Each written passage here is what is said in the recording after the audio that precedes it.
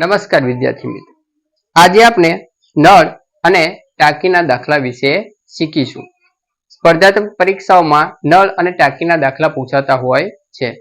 તો આપણે કોઈ પણ ટાંકી છે, ધારો કે આ ટાંકી છે, એમાં એક નળથી પાણી ભરાય છે અને બીજા નળથી પાણી ભરાય છે. બે નળથી પાણી ભરાય છે.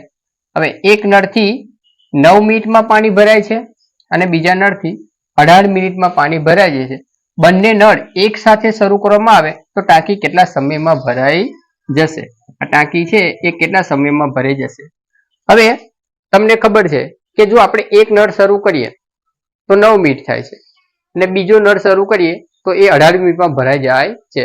બંને સાથે શરૂ કરીએ તો ટાંકી ઝડપથી ભરાઈ જશે, એટલે કે 9 કરતા પણ ઓછી મિનિટ થશે. હવે આપણે શીખીશું કે આવા દાખલા પૂછાય ત્યારે શું કરવાનું છે. કે તમને સરસ મજાનું આવા દાખલા બંને નળ સાથે શરૂ કરવામાં આવે એવું પૂછાય ત્યારે શું કરવાનું છે કે ગુણાકાર. શું કરીશું? ગુણાકાર. અને નીચે સરવાળો. તો તમને પ્રશ્ન થાય કે ભાઈ ગુણાકાર કોનો કરવાનો અને સરવાળો કોનો કરવાનો? તો રકમમાં જે સંખ્યા આપી હોય એનો ઉપર ગુણાકાર કરવાનો છે અને નીચે સરવાળો કરવાનો છે. તો આપણે જોઈશું રકમમાં આપી છે 9 મિનિટ ગુણ્યા 18 છેદમાં 9 વત્તા 18. ઉપર બંનેનો શું કરવાનો છે? ગુણાકાર કરવાનો છે અને નીચે બંનેનો સરવાળો કરવાનો છે. હવે તમને ધારો કે ગુણાકાર કરતા આવડતું નથી, ગુણાકાર કરતા ના આવડતું હોય તો આપણે ગભરાવાનું છે નહીં. આપણે બેઠું જ મૂકી દઈશું 9 ગુણ્યા 18. હવે ગુણાકાર ના આવડે પણ તમને સરવાળો તો આવડે ને, તો સરવાળો કરીશું 9 વત્તા 18. તો 9 વત્તા 18 કરીશું તો કેટલો જવાબ આવશે? 27. કેટલો થશે? 27. હવે આ બેનું શું કરવાનું? છેદ ઉડાડવાના છે.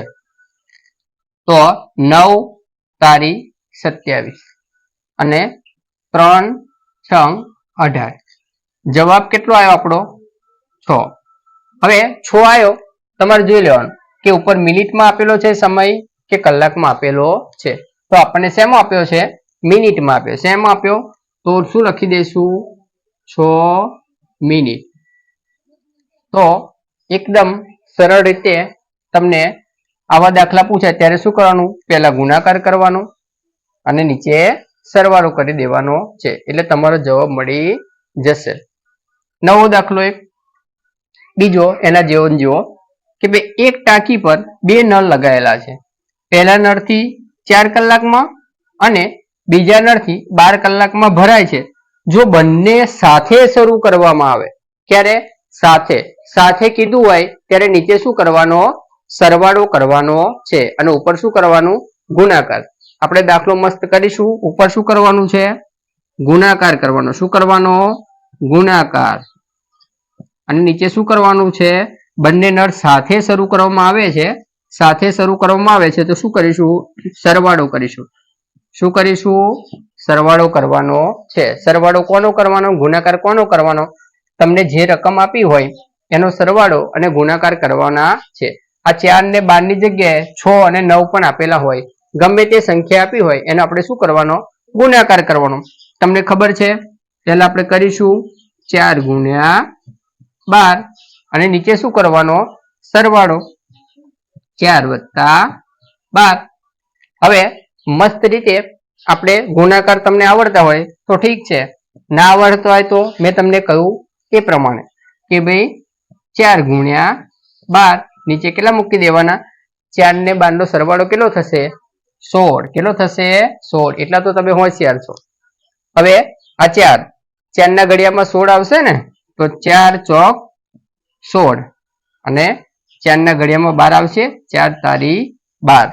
તો જવાબ કેટલો બનશે? 3. એમાં જોઈ લેજો કે ભાઈ શું આપ્યું છે? કલાક. શું આપ્યું છે? કલાક. તો આ કલાક 3 કલાકમાં ટાંકી ભરાઈ જશે. તો જવાબ હંમેશા નાની સંખ્યાથી પણ નાનો આવે છે એટલું આમાં યાદ રાખવાનું છે.